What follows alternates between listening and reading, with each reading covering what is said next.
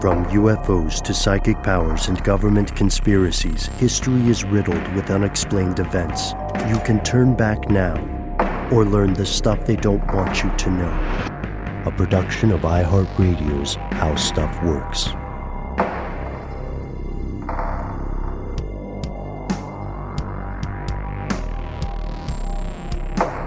Hello. Welcome back to the show. My name is Matt. My name is Noel. They call me Ben. We are joined, as always, with our super producer, Paul, Mission Control Deck, and most importantly, you are here. That makes this stuff they don't want you to know. Now, typically, we ease into the topic of a given episode, but there's a lot at play in today's show, so we're going to dive right in.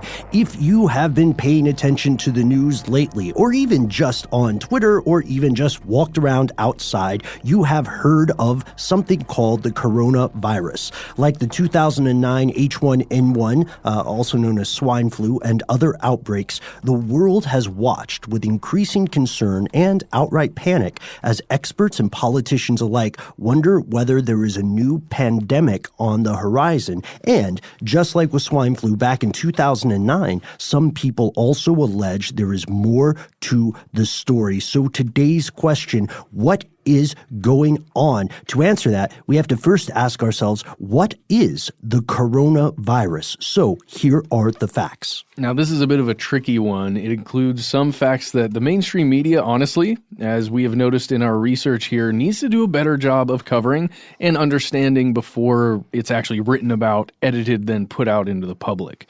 The first thing we need to know is that there's more than one of these things called a coronavirus. And coronaviruses, also known as COV, that's big C, little o, big V. They're a pretty big family of viral infections, viruses that are responsible for everything from the common cold to severe acute respiratory syndrome, or SARS, as you've also heard about in the past in reporting and just in outbreaks. Mm-hmm. And here's the thing. All coronaviruses have a couple of things in common.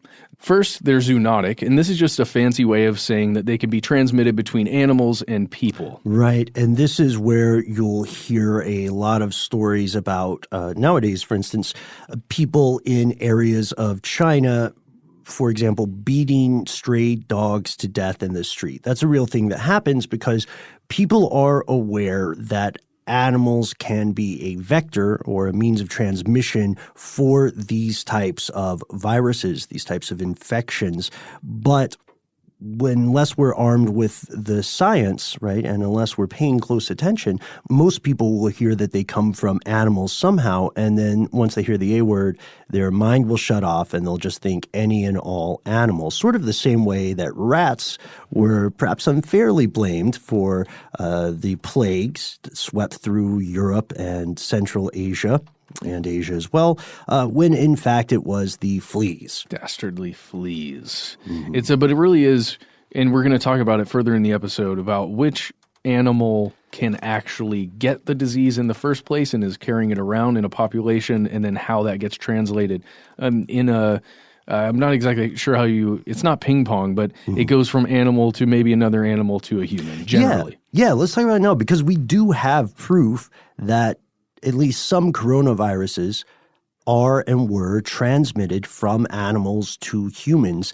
Some fairly thorough investigations reveal that SARS came to humans directly from civet cats. Civet cats, C-I-V-E-T, are pretty cute. Their name's a misnomer, but they're pretty cute, furry, Pixar-esque animals. They've got the little saber-tooth looking things going on, with larger canine teeth. And they played a direct role in the death of at least 774 people from 2002 to 2003. But were they unfairly blamed? Well, yeah, it seems so, because the cats weren't the ones that originally had the virus walking around. It was bats, horseshoe bats. Mm-hmm. Yeah, so we know that civet cats, while it's like the old mafia true crime stories where they say, well, civet cats may have pulled the trigger, but they weren't the mind behind the operation. You know, ultimately we can trace SARS back to this specific type of bat. And then we have another thing, Middle East Respiratory Syndrome, or MERS CoV, and that was transmitted to humans from animals. Yeah, in this case, it was a dromedary camel, or not a single dromedary camel, but dromedary camels were to blame in that scenario. Not to mention, if you add to this the fact that we know of several coronaviruses currently circulating in animals that have not yet infected humans, that adds kind of a layer of mystery, but not in like a cool Nancy Drew kind of way. Right, an ominous foreboding way. The infection that we are hearing about in the news today is a new kind of coronavirus, a novel strain we haven't seen before. This is what makes it so dangerous. You've heard it referred to in a couple of different manners, and that's because the science around this is evolving as we record this, and odds are as you listen to it now. It's been called 2019-nCoV. Here in the West, it's popular to call it COVID or COVID-19, or the 2019 novel coronavirus, and then even more recently, severe acute respiratory syndrome coronavirus 2, or SARS-CoV-2. And officials believe that, like these other coronaviruses we've been talking about, this one's COVID-19 came to humans from some kind of animal source. And according to the World Health Organization, it is, quote, likely that an animal source from a live animal market in China was responsible for some of the first reported human infections. And, you know, Ben, is this where we start talking about wet markets really quickly? Just quickly, wet markets are something that exist in China and places all over the world where varying animals are at a market. They are alive, and people come in and look at these animals and will purchase them. A lot of times for meat, not always for meat, but most of the time for consumption purposes. These animals will be slaughtered at the market, generally in front of a customer, and then that customer will take the carcass essentially with them. Correct me if I'm wrong. This is not really a phenomenon that we see in the States, this type of establishment. They are around in the States, but they're not near as common or mainstreamed because there's such a grocery store packaged food industry infrastructure. Even if you're buying from like a more of an artisanal kind of butcher situation, you don't typically pick out the pig and then have them slit its throat in front of you. Well, there's some heavy regulations against doing a lot of that stuff. Yeah. So you're not going to see that in the U.S. in a lot of places unless it's underground, which it's a possibility that you could have an underground market for that kind of thing. There's that joke on The Office where Dwight says to Robert California, I can sell you all the exotic meats that you desire or whatever. And he's like, I'll get back to you on that. Like, that's like an underground thing. The exotic meats point is a great way into describing a wet market. So when we say wet market, we don't mean that you see chickens or other, things that would be common livestock in the West slaughtered. You will also see civet cats. You will see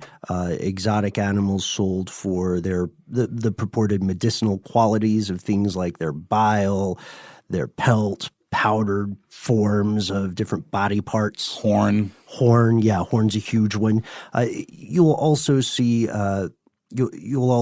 animals that would not typically be eaten in the West, such as dogs, such as cats, bats, rats, tarantulas. I almost said lions and tigers, oh my, but those are very expensive. You can still probably get them. This virus, to walk through this timeline, was first identified in Wuhan, China. Wuhan, China is the capital of a province, Hebei province in central China.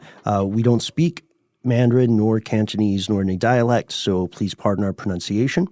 In December of 2019, that's when they first officially identified it. 41 people seemed to have symptoms of pneumonia, but they didn't have any of the discernible causes that would lead someone to have actual pneumonia. And this is where the entire world, including you listening, owes a tremendous debt to Dr. Li Wenliang. Is a Chinese ophthalmologist at Wuhan Central Hospital. And he was speaking with some of his colleagues over an app called WeChat a while back.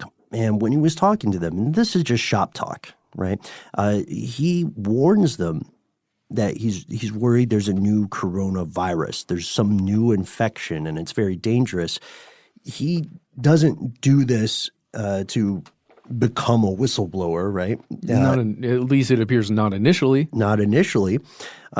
He just wants his colleagues to know. It's understandable. But these reports and his warning began circulating outside of that WeChat conversation. And on January 3rd, 2020, just last month, the Wuhan police summoned Dr. Li to the station, and they warned him about, quote, making false comments on the internet. They warned him that he could be convicted of a crime called rumor mongering, which is very vaguely defined. Right. And of course, this is a product of living in a country where communications are monitored and free speech is largely, if not entirely, kept on lockdown and shut out. Mm-hmm. So these kinds of threats are neither idle nor uncommon, right? Yes, yeah. But the big deal here is that Lee alerted, whether he knew it or not, he alerted the world. Right, yes. Very much a canary in the coal mine, as they would say in Appalachia. And I agree, too, that there is closer monitoring, but I would say the only difference between the way China monitors communications and the way the West does is that China is much more comfortable being open and transparent about it. If you ever log into an internet cafe in China or you have an internet connection, I don't know if this is still the case, but every so often there used to be these little – we talked about this, right? In the past, there used to be these little cartoon cops that would show up and let you know they were keeping you safe. And weirdly enough, they have blue eyes. That part still confuses me. But it was just the NSA just hanging out over there. Right. Well, I mean, that's the whole point that you're making there, Ben. The authority figures here are not upfront about them watching everything you're doing, and yet they're still recording it all in a data center out there in Utah. Yeah, don't get high and mighty over China. The only difference is China is more open about it, and also people have fewer legal protections. And I guess the big difference then would be what China does with that information when they do it. But back to the timeline. Okay. So we said December. This is when Dr. Lee warns his colleagues and the word starts to spread. Before he gets summoned by the police, researchers, still in December of 2019, identify a new virus behind this pneumonia. People are not being hypochondriacs, they find. People are not getting pneumonia through the normal sources. Something else is in play. But at this time, they did not, again, have official evidence that the virus was being easily spread amidst human beings. There are a lot of infections that a human being can get, but we can't transmit those to other human beings. This is an important piece of evidence that they did not have. Fast forward to the end of the year. So very much what's happening right now is occurring within China, what we're talking about with Dr. Lee and the whistleblowing. The information is somewhat contained at this point. Then at the end of the year, as Ben is saying, on December 31st, that's 2019, China officially alerted WHO, the World Health Organization, to several cases of this unusual pneumonia in Wuhan. This is a port city of 11 million people in the central Hubei province, and the virus, they said to the World Health Organization, was unknown. They did, however, know several of the people who were infected, and they had already started tracing commonalities. This is the first thing you do when you want to figure out the provenance of an infection or a disease. So they said, hey, many of these people work at the city's Huanan seafood wholesale market, and they shut it down. Like by January 1st, it's shut down. So and this could be considered a wet market. Yes. Oh, very much so. It sounds like such a negative thing, the way we've painted it, but it includes at least parts of it that would be considered a wet market. Sure, they're selling live animals, whether maritime or terrestrial. And they're still slaughtered on location. On January 5th, Chinese officials say, okay, we thought this might have been SARS, but whatever this is, it is not the SARS we knew. And then by January 7th, they're acting very quickly here. By January 7th, they say we found a new virus, and this novel virus was named 2019-nCoV, and they said it belongs to the coronavirus family, which does include SARS and does include the common cold. I want to point out one thing here for every hypochondriac in the audience. Again, coronavirus, like cancer, is an umbrella term. This means that if you're worried about coronavirus in general, it's too late. you have, at the course of your life, already had a coronavirus. You've just lucked out so far, and you don't have this one. So when you see the news and you follow this, you hear about the coronavirus. It sounds like it's this magical new thing we've never seen before. It's fascinating to me that there's a whole history, and obviously folks that are in this industry and follow this kind of stuff would have been aware of this for a very long time. But as far as the public is concerned, SARS was one thing. The coronavirus is one thing. Yeah, it's all shades of existing things, right? Yeah, and this one is just particularly hard to fight because it's brand new. I heard an interesting stat on NPR the other day where apparently one of the biggest issues right now is understanding how, if at all, folks that have the virus but no symptoms are spreading or not spreading the virus. The incubation period. The incubation period is a big question. And also this idea, which we've heard of in the past and seems alarmist, just the term itself, but super spreaders, the idea of like how quickly some people shed the virus that makes them more or less contagious and much more likely to be huge vectors for infecting large numbers of people. Oh, yes. We are on a train right now, and we are headed that way, Mr. Brown. But first, we're getting this timeline in. We have to meet the first person who dies. That's right. Why don't you tell us about the first person that died? Let's do it. On January the 11th, Chinese state media reported that the first known death from the disease was a 61-year-old man who frequented these markets at Wuhan, where the illness is thought to have originated. And this report came right before the Lunar New Year, which, if you've been following the story, you know this is like Christmas, Thanksgiving, every American holiday you could think of that involves travel combined into one. I think the number I heard thrown around was billion, people on the road traveling. Like, it's insane. Yeah, very close to a billion. It's at least hundreds and hundreds of millions, because this is the biggest holiday in the biggest country in the world. Yeah.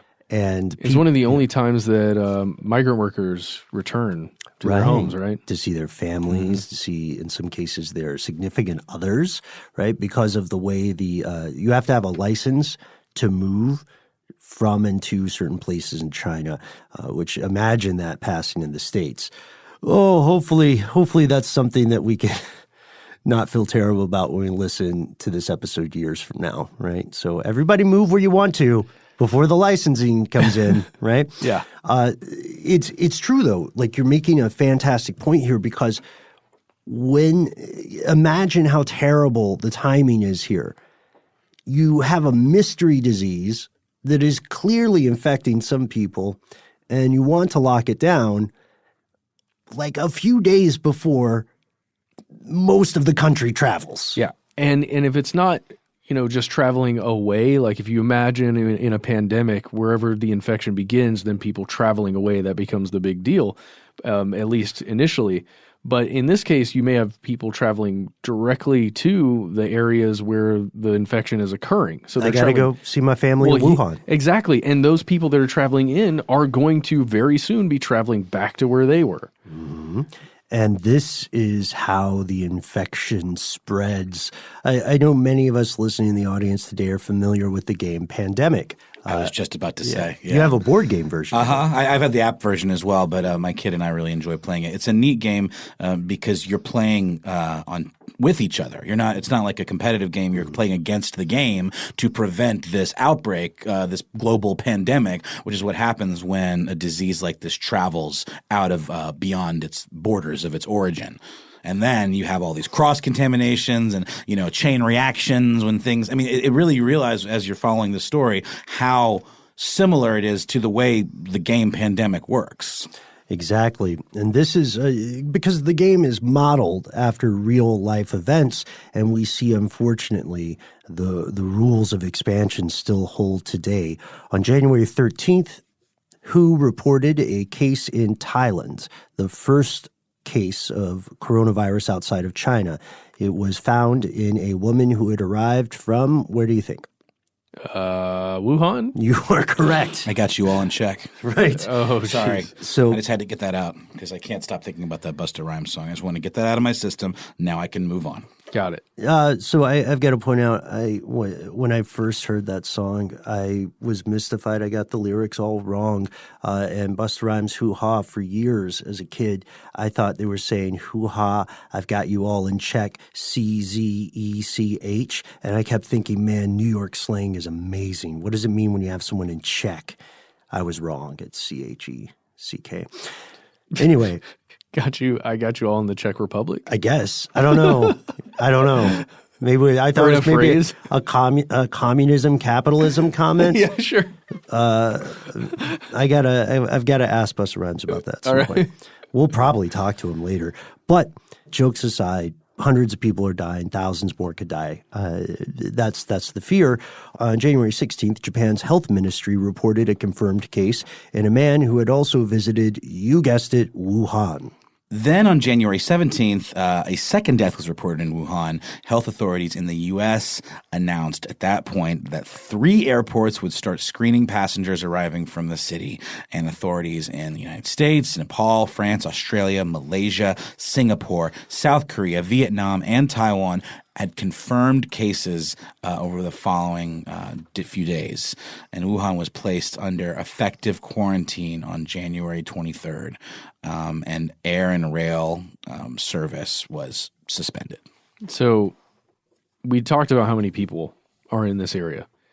11 million, I believe, was the quote we used before. And Wuhan just becomes completely shut down under this quarantine on that date, January 23rd. It's pretty intense because China also announced 2 more cities in the Hubei province, Xintao and Chibi, Chibi. That's where, in those places, just like in Wuhan, and you've probably been reading stories or you saw stories at some point about what that quarantine entails. And that's not including other smaller areas that were quarantining themselves, like the local areas quarantining themselves to hopefully keep the stuff out. Right, exactly. So on January 30th, World Health Organization declares coronavirus a global emergency, not yet a pandemic, but a global emergency as the death toll in China jumps. It goes from 1, then 2 to 170. There have been 7,711 cases reported in the country, again officially, and the virus had already spread to all 31 provinces. Of course, India and the Philippines confirmed their first cases of the virus shortly thereafter. They only have 1 infected patient in each country, but that is how it starts. What you are hearing is correct, folks. All of this happened in the last 2 months. Previous to February. Right. Yes. Quick question. On the scale of, big disease epidemics like this, where are we? Like, how does this hold up to SARS or to, say, bird flu? Impossible to answer. That's what I kind of thought, right? Yeah.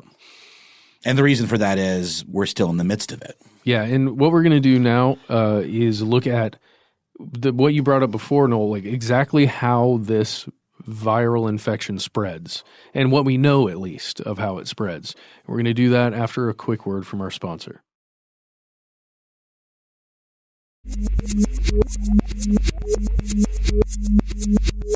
And we've returned. Here's what happens. Here's how it spreads. As we established earlier, officials and scientists alike believe the virus was transmitted somehow from an animal source at the seafood market to humans, and then it was able to jump and transmit from human to human. Human to human transmission occurs, we believe currently, in a scarily convenient way. If you happen to be a coronavirus yourself, this is very good news for you. It occurs, it transmits via respiratory droplets. How many times have you been speaking with someone and a little errant piece of spit flies from their mouth? That could give you coronavirus. It's something I notice about myself, and I try to really mitigate. But whenever I notice it, I'm always just slightly disgusted with myself. You gotta get in front of it.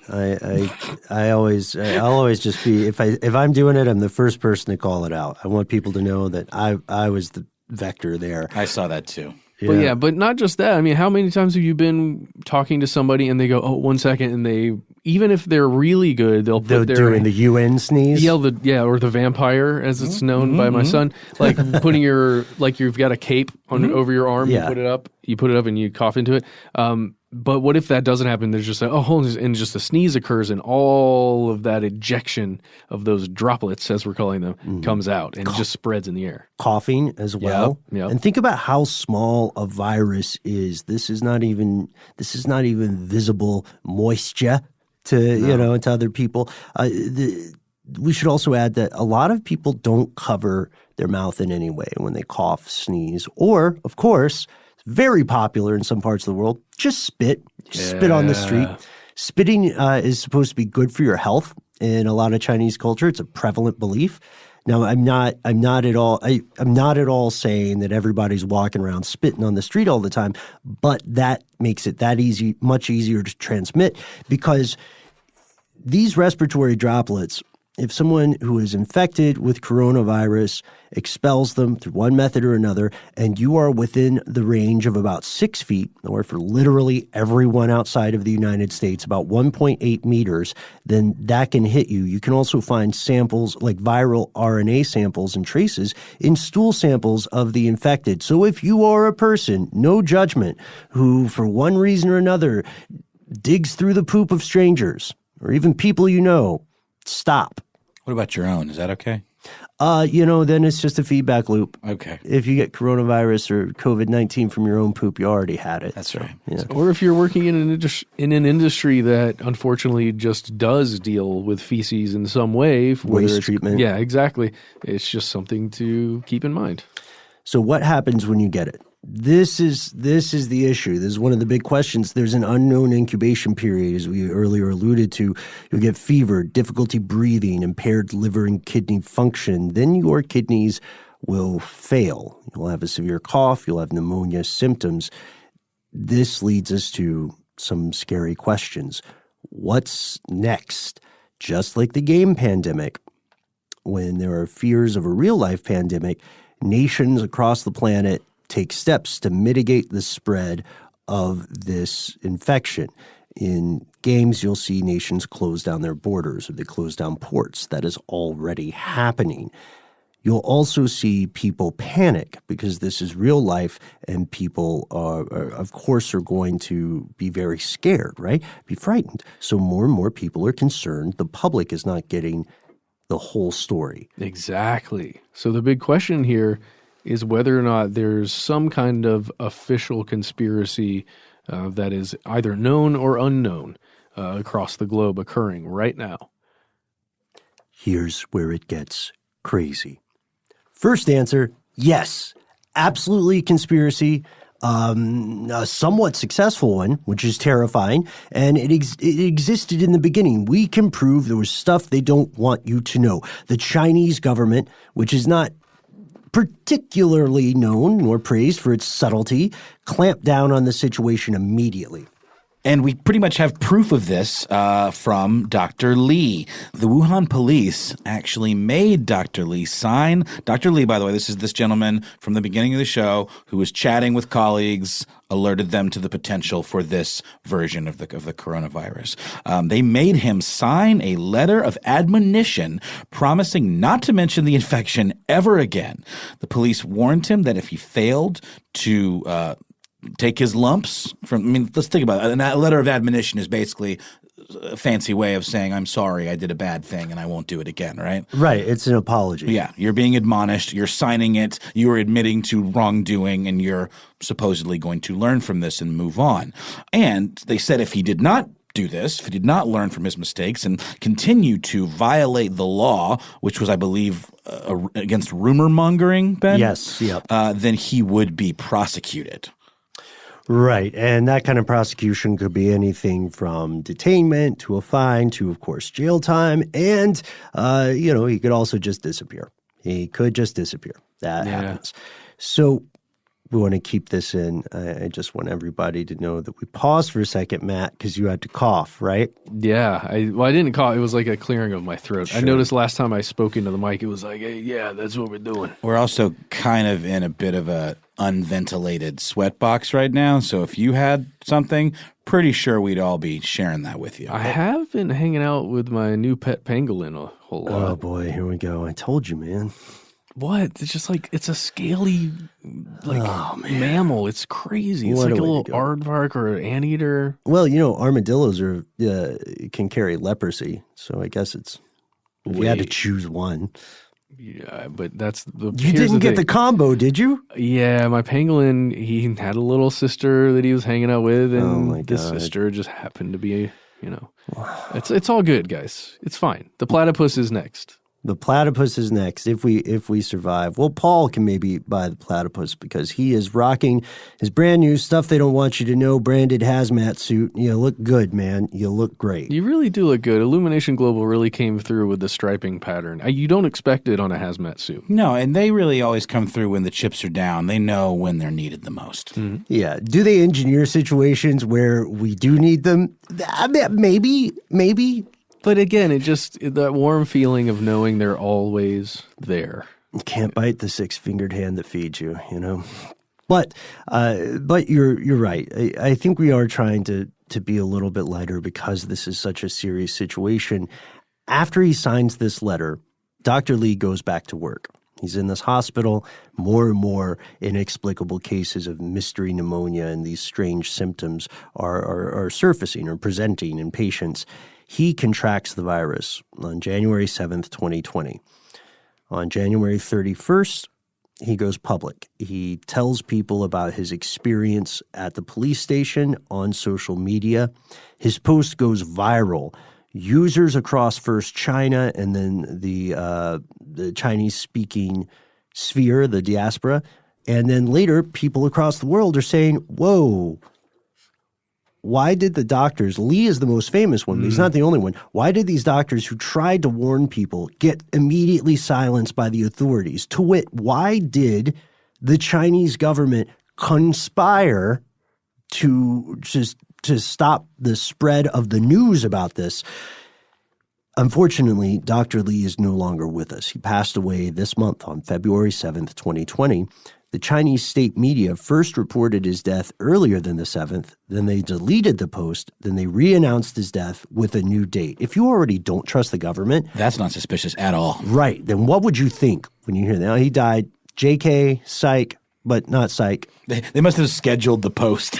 Oh, no. Well, Yeah. it's No, I'm not. I mean, like, really. it feels on the surface really scary. And I had this thought last night when I was thinking about this. It does remind me of, we've talked about this before on this show, when a publication will make will craft the death contingency. notification, Yeah. like for every famous person or, someone who's big in the media at that moment, way before they ever die. But that's different. This guy wasn't famous. I know.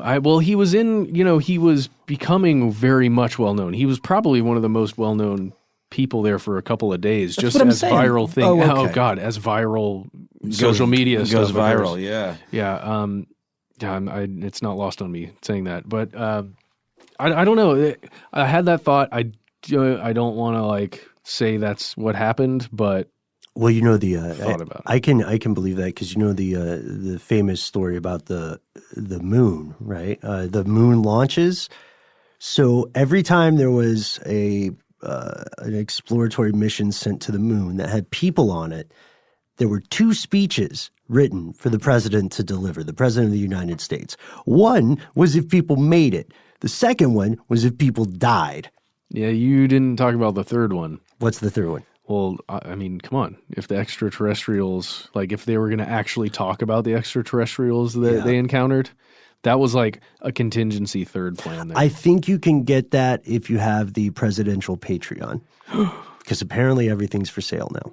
Sweet, I'm getting on that. But these allegations, though, it makes sense, right? For the reasons you just outlined. Did they schedule it?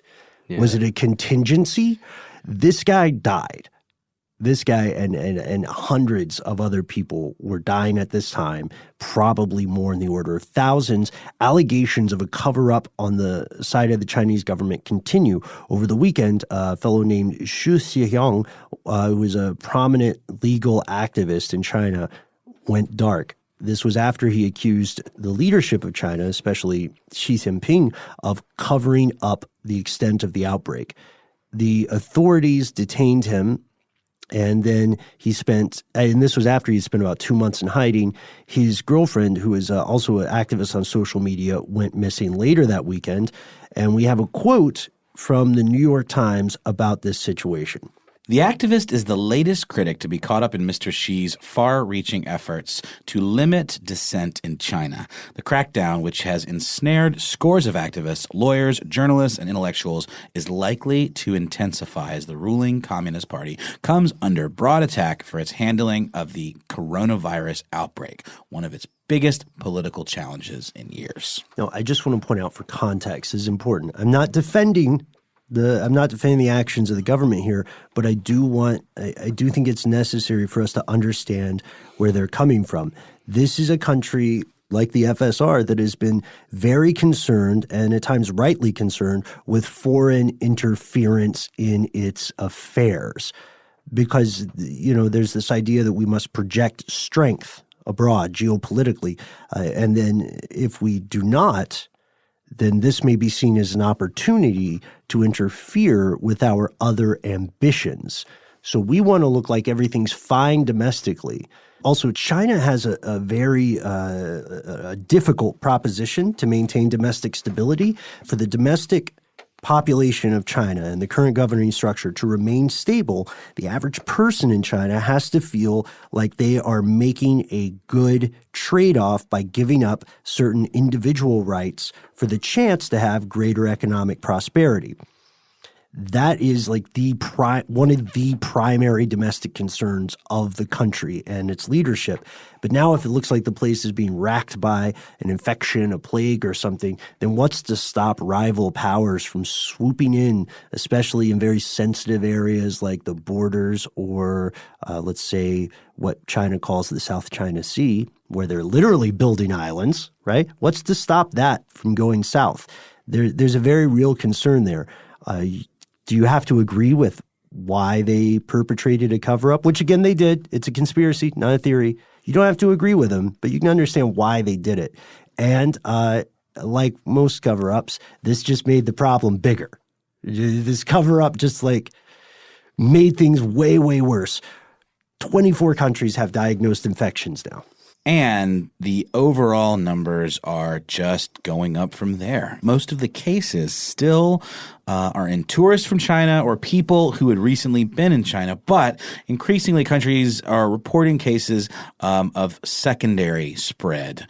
We talked about those super spreaders earlier. We're going to get into that in a little bit as well. That secondary spread being cases where a person who hadn't actually traveled to China contracted the virus from someone who had. Some of those secondary cases are spreading the virus as well. And like we said, or I mentioned at the top of the show, a big problem now is a lot of even the scientists that are studying this thing, because of that unknown incubation period or something that's outside of that even, there are people that have it and are asymptomatic, right? Yeah. And so they don't know that they have it unless they have reason to be tested for it. One of the most dramatic moments of this story to me, or at least in terms of something you could wrap your head around, is that cruise ship that was quarantined in Japan. The Diamond Princess. The Diamond Princess. I think it was for something like how long was it? I mean, it ended up being several weeks of folks not being able to leave their quarters, which, as we know, in cruise ships are pretty tight. And then the argument becomes, why are you keeping me on this ship where we know people have this disease and the quarters are so tight? Get me the hell out of here. Quarantine me, sure, but quarantine me in my home. It's an interesting question, right? It almost seems like these people are they were referring to it on interviews I heard with some of the folks who were still on the ship at the time as a doomed ship. That's a really dramatic image to me, just living in that kind of situation. Well, while we're here, just really quickly, there is a harrowing story you can read about a man and a woman, a couple. They're a bit elderly. The husband is, I believe, a physician, and he was watching the quarantine occur. He was in quarantine with his spouse in their cabin on the Diamond Princess, and he was observing the quarantine like as it was going out, and he noticed that the staff members were making rounds. So like the same couple of staff members would be feeding everybody at once, like going and taking food everywhere. And that staff member is interacting with every single room. So if one room had somebody with a coronavirus and someone who was symptomatic, and, we said that 1.8 meters, if that occurs, then that person gets sick, then that person interacts with everybody. It was just this harrowing thing because his wife actually contracted it on the day they were supposed to disembark. And that's one of those moments, too, where that realization is, this is bigger than me as a person. They don't actually care about me. This is about me potentially affecting the world at large. And then you just become like a cog. It's sort of like being in the system, like the prison system or something, where you no longer have rights, as it were. And you're basically just, you're at the mercy of the government here, right? Yeah, but the argument then on the other side is it's very much an argument about the needs of the many versus the needs of the few. 100%. Like, it's saying you don't have a right to hold me here. It could be, if you just flip the coin, it's very easy to say, do you have a right to endanger 7+ billion people? Yeah. And I'm with you. Yeah, and the story about Kent and Rebecca Fraser is tragic. Right. But the idea of a quarantine itself, as brutal as it is saying, cut off a piece to save the whole. If you gave most people a terrible choice and you said you can lose one of your hands and live or you can die, I'm not going to put decisions in anybody's head or words in their mouths, but I'm confident that quite a few people would decide to live life as a one-handed person. Yeah, I certainly get the utilitarian, motivations there. I think the problem is that they were refused, to disembark in so many different places where it feels like there could have been a facility created in a PR move, even. Yeah, I'm just thinking about when Cambodia opened their borders for the MS Westerdam, another cruise ship that had people on board who tested positive for the viral infection. And I just remember reading about that. As a PR, it felt like a PR move. Well, many residents or passengers on the Diamond Princess received iPhones courtesy of the Japanese government because it contained – it wasn't so much a PR thing. These phones had a specific app that allowed people to check in with doctors or conference with them. They were also trapped on a boat with a disease. So I don't know if an iPhone makes people feel better about that. It's good to have the medical the avenue to seek medical attention or consultation of some sort. At the same time, I should mention very quickly that I was in Japan when I had almost traveled to China or to the Korean Peninsula in my continuing quest to get into the DPRK. However, didn't go to China, didn't go to either Korea this time around, and there were legitimate fears in parts of Japan about the spread of the virus since there had already been some cases of infection there. And since, again, we don't know the incubation period and we don't know what the supercarriers may or may not be doing. So you can see at this point, now we've already found one proven conspiracy. It is on the part of China's government. But what about the other conspiracies? There are several, and some of them have some sand to them. What do we mean? We'll find out after a word from our sponsor.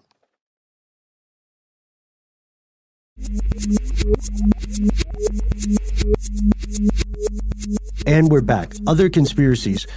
Longtime listeners, you'll recognize if you follow the structure, the folklore of conspiracy theories and the tropes, you'll recognize some old favorites returning. These are common from any other pandemic, any other widespread infection or fear of a epidemic, plague, etc. The first one is, what if this is a manufactured disease?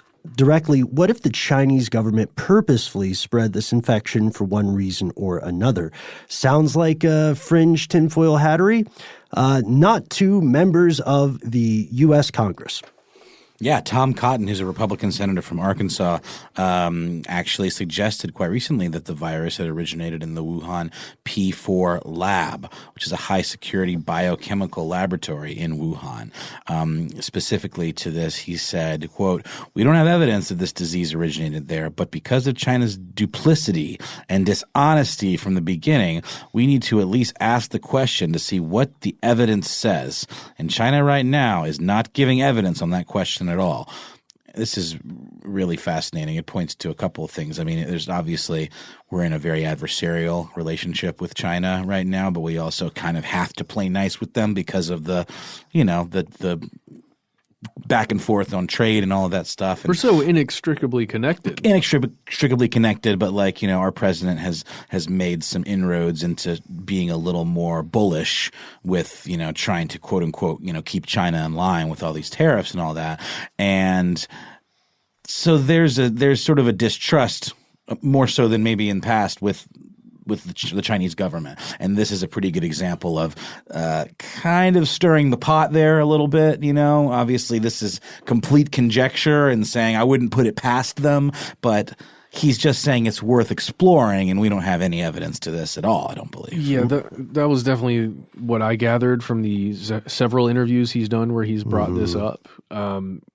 We should say that he did later, and this is so weird because it's only days. We're talking about days in between these things happening. But he did, after these statements, kind of walk back what he had said previously, this idea that it was some kind of weapon that escaped from this other lab. And I just really quickly want to say I did a quick check on Google Maps just to see the distance between the Wuhan Institute of Virology, which is the supposed place where it could have escaped from, as well as the Wuhan South China seafood wholesale market, the wet market where it supposedly began. And that's specifically the P4 lab. The P4 lab at the Wuhan Institute of Virology. And it is across the Yangtze River, so you'd have to go across a bridge there to get there. And it's also about 13 and a half kilometers away in the quickest route that takes about 32 minutes to drive. So one thing that I think is fascinating about Cotton's statement, I find this stuff cowardly when you're an elected official to hide behind the idea of, I'm just saying, I'm just saying, do you have any proof, Senator? Do you have any evidence? Well, I'm just saying you can't trust them. Which was essentially what that argument was. So it was right and it was correct to, as they say in the political sphere, walk that back.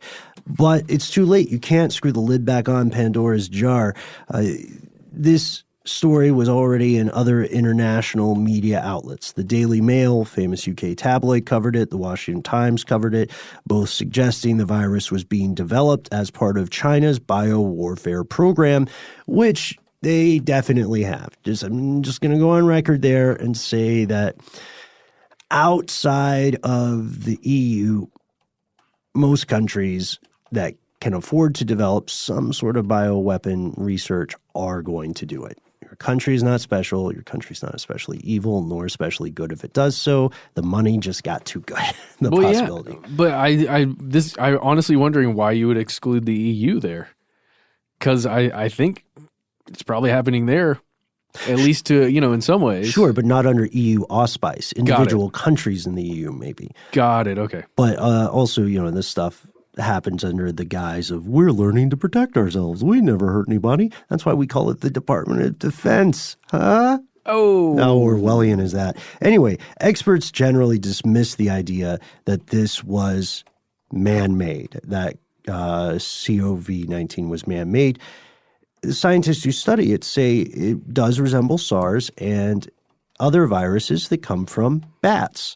It's contagious, but so far it appears to have a demographic, by which we mean people are more likely to die from the infection, older people with pre-existing chronic health issues. Why is that important?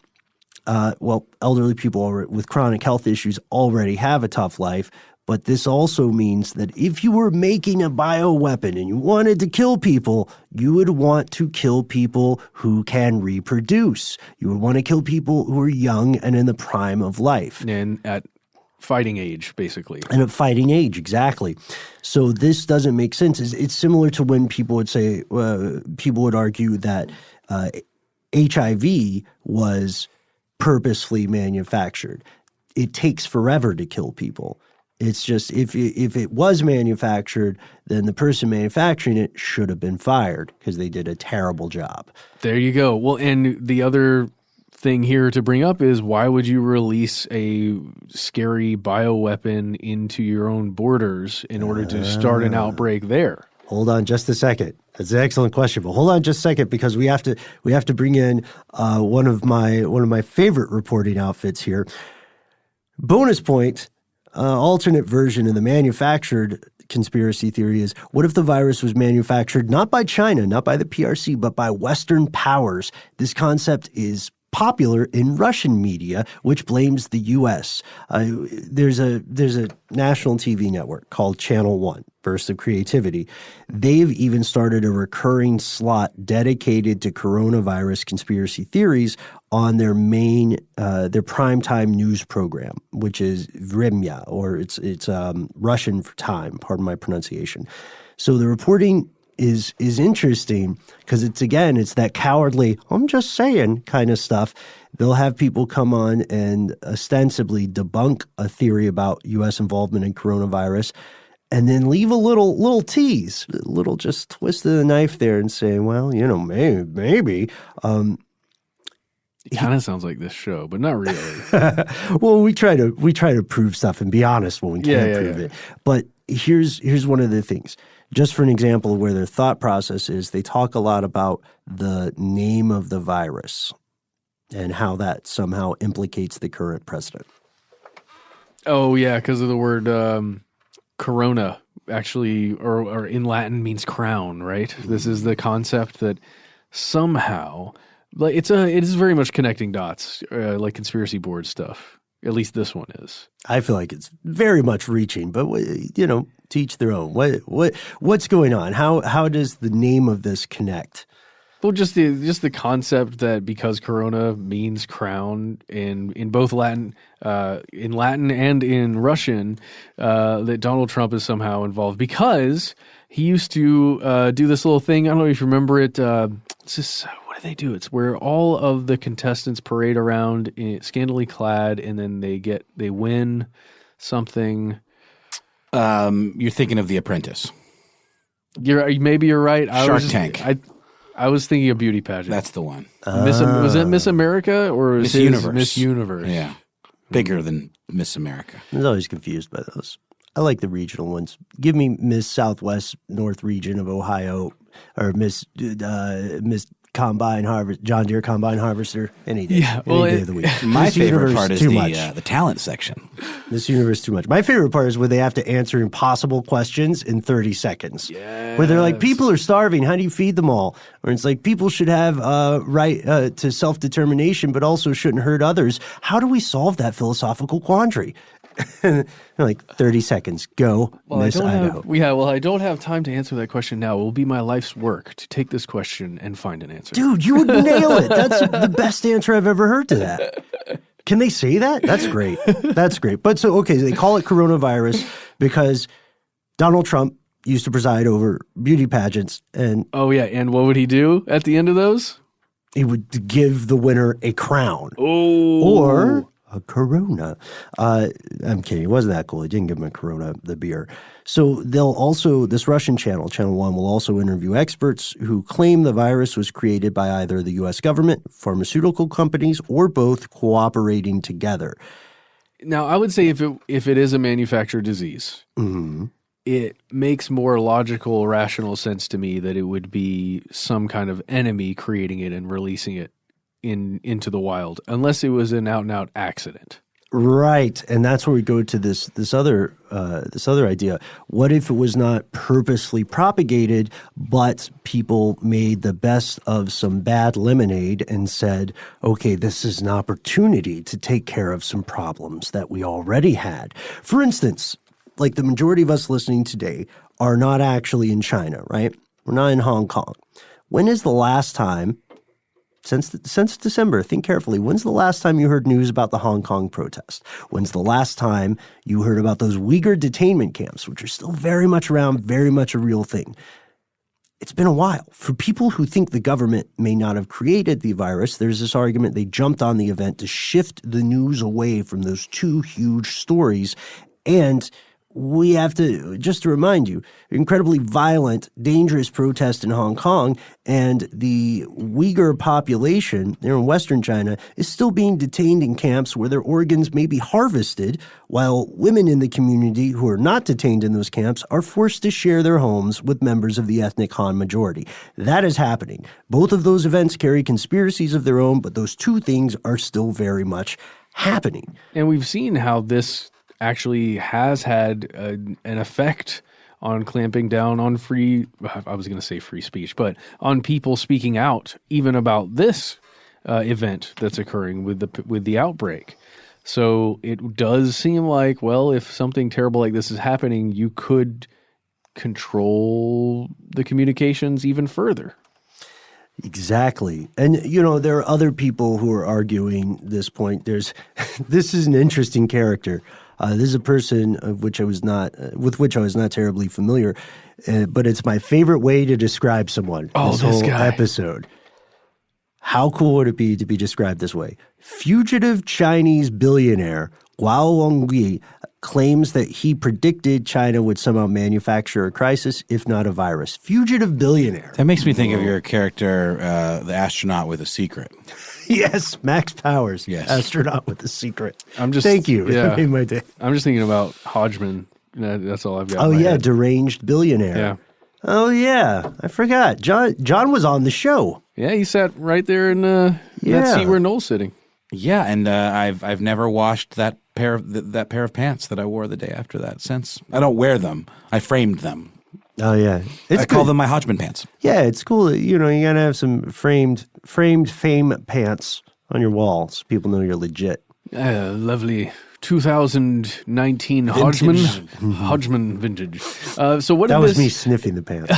Sorry, no, they're up on the wall pants. in the shipping just sniffing container. at the frame. Anyway, yes. What did this dude say? He said, I said a year ago that the Chinese Communist Party might create a massive humanitarian crisis or a natural disaster or a pandemic before it dies. And he adds, on a wall at the entrance to the Wuhan P4 lab that's inside the institute, Matt, you mentioned earlier, there's a slogan, and it says, when you step into this building, you enter into Pandora's box. I don't think a fugitive billionaire is the best source for things, but I mean, if you're a fugitive billionaire, you can get into a P4 lab if you really want to. That's the biggest thing, at that level of wealth, the biggest thing you get is access to other people. But he is a fugitive, which means he's probably not getting in on the other side. You know what I mean? The two. Well, he's a billionaire, but he's a fugitive. Yeah, right. His Tinder profile is complex. It really is. So also we have to say that he clearly is not the most unbiased source. He probably has some skin in the game and some ulterior motives, some vendettas, some grudges, some ambitions, but so do we all. Right now, the current Chinese quarantine is the largest in human history, full stop, no caveats, no like little asterisks and fine print. It's the biggest quarantine that has ever happened. It really is, and it's terrifying. I can only imagine how terrifying it is to be within that quarantine because, we are feeling relatively safe here in Atlanta, right? With the CDC very near us thinking, oh, we're going to be okay. They'll fight this thing.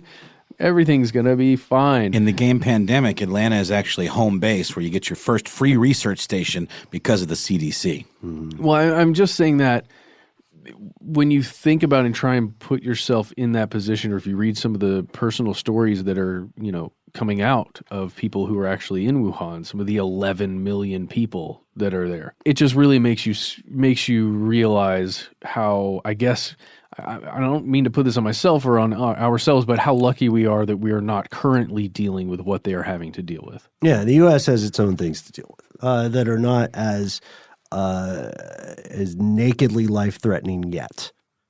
So we brought up this number, 11 million people, and you're probably saying to yourself, wow, the largest quarantine in human history is 11 million people? That sounds smaller. I guess things aren't as bad. Well, guess what? It's not just 11 million people because it's not Wuhan. It's an estimated 56 million people. They're locked in this city. They're locked in others. They have no transport in or out. Schools are shuttered, as are many public services and businesses. People have curfews. Some people have been inside apartment buildings as the doors are welded shut. And this makes us ask, given that the government has a mechanism that can control information, what if there's something happening behind those quarantine lines? What if there's ethnic cleansing, like what's happening with the Uyghur population? What if this is just a convenient time to root out some dissidents?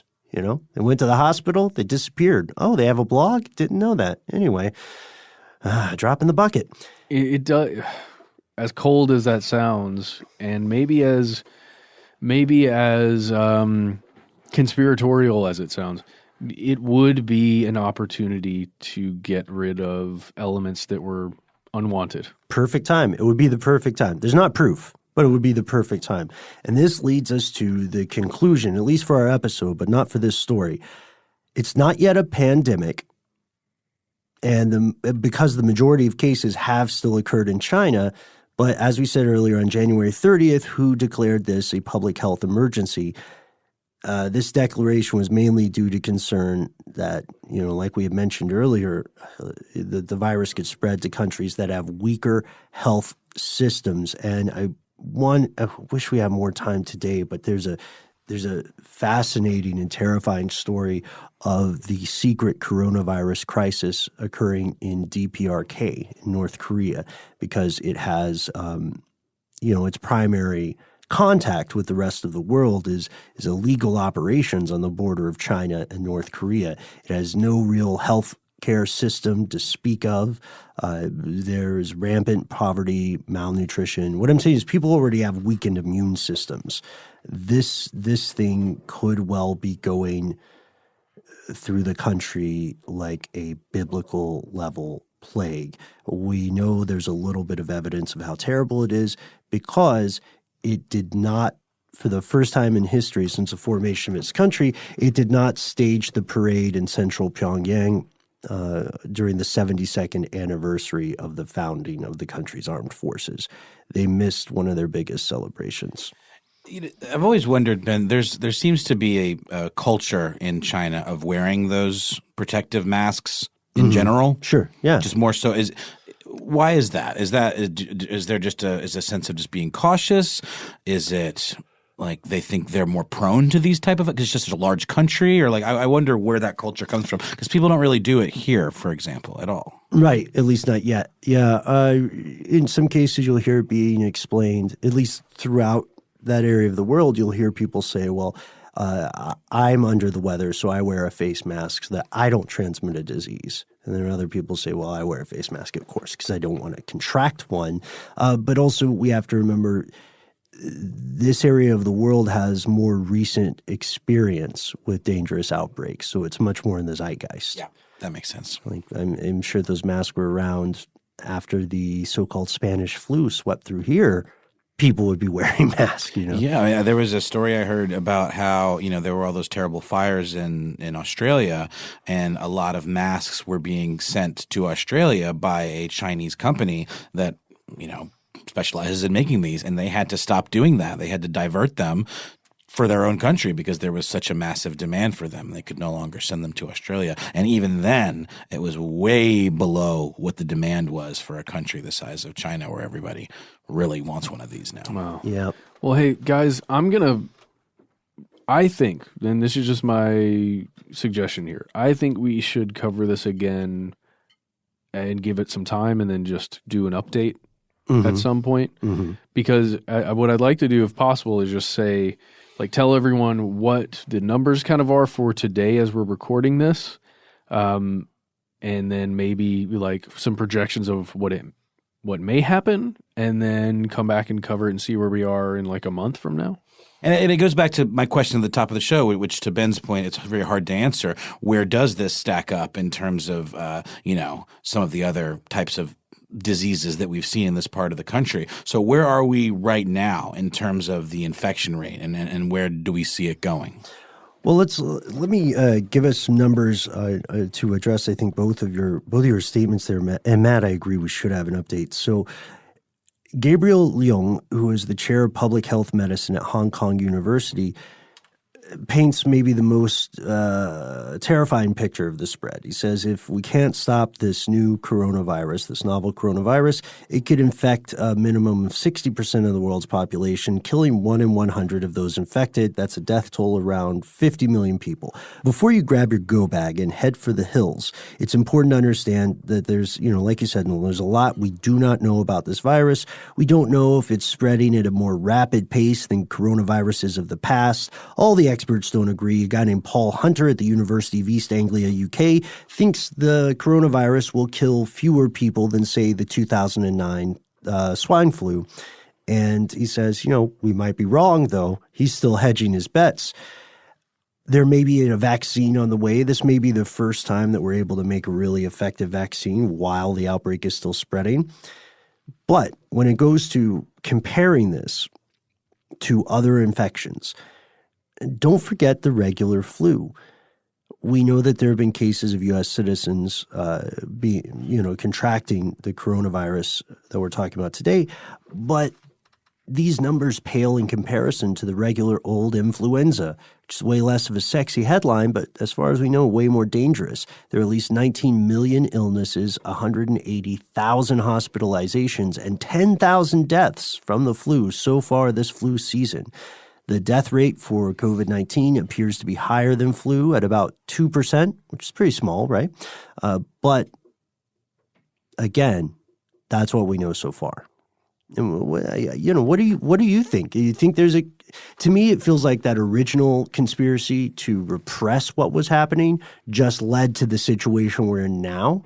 I don't think you need an evil manufacturer. No, it reminds me of Chernobyl and the way that was handled, or at least the way it was dramatized in the HBO miniseries, which was based on reality. They did not acknowledge that there was a problem, and by not acknowledging there was a problem, it spread and became a global problem because this cloud of radioactivity, could be carried outside of the borders of Russia, and that's the same with this. So and it's hard to hold a foreign government accountable or to take them to task, especially one as massive as China. But I don't know how you do that, but it's pretty problematic when their suppression and their tactics of like sitting on information like this and being such iron-fisted arbiters of like information that really affects the rest of the world. How do you scold them for that? Like, how, it's tough. We're also in a neighborhood of glass houses here. That's right. Oh, 100%. Yeah. I just have to say, I think it makes a load of sense that, Ben, what you're saying about how important it is that the Communist Party in China like keeps up not the appearance necessarily, but that the overall population is okay with the situation that they're in. And if you have another PR hit like this, oh gosh, another, viral outbreak is happening and maybe coming, there could have been a calculation there of, well, perhaps this isn't a full outbreak. This is just a small thing that's being reported by this, small group of doctors in this one area. We don't need to alert everyone about this yet because we don't want anyone to be scared. That's if you completely go devil's advocate side and just say that's giving all, a lot that's all of they were credit, trying to do. though. Yeah. I know it is. I'm just saying, like, I can imagine that at least being part of the motivation early on and then it changing pretty quickly after that. And I think that's well said. We're going to end it for today, but we want the conversation to continue. What do you think about the coronavirus COVID-19? Do you think that it was something purposely cooked up in a lab? If so, was it accidentally released? Or is this another another infection, another virus that spread the way viruses have since time immemorial. Let us know. You can find us on Facebook. You can find us on Instagram. You can find us on Twitter. We especially like to recommend our Facebook group, Here's Where It Gets Crazy. If you want to give us a call, you can call our number. We are 1-833-STDWYTK. Big shout out to everybody who has been calling in and writing in and suggesting we make an episode on this. And one of you out there called and left a message, and I called you back, and we talked about this for a while. So thank you for alerting me personally and us to some of the parts of the story we talked about today. All right, what else, guys? If you have any information specifically about being affected by a quarantine somewhere, or you know someone who has been affected by the coronavirus, we would love to hear from you, just to know exactly how it's going, how, a personal anecdote from what it's like to be experiencing that. Please write to us, call us. If you don't want to contact us on social media or the phone, you could always write us a good old-fashioned email. We are conspiracy@iHeartRadio.com.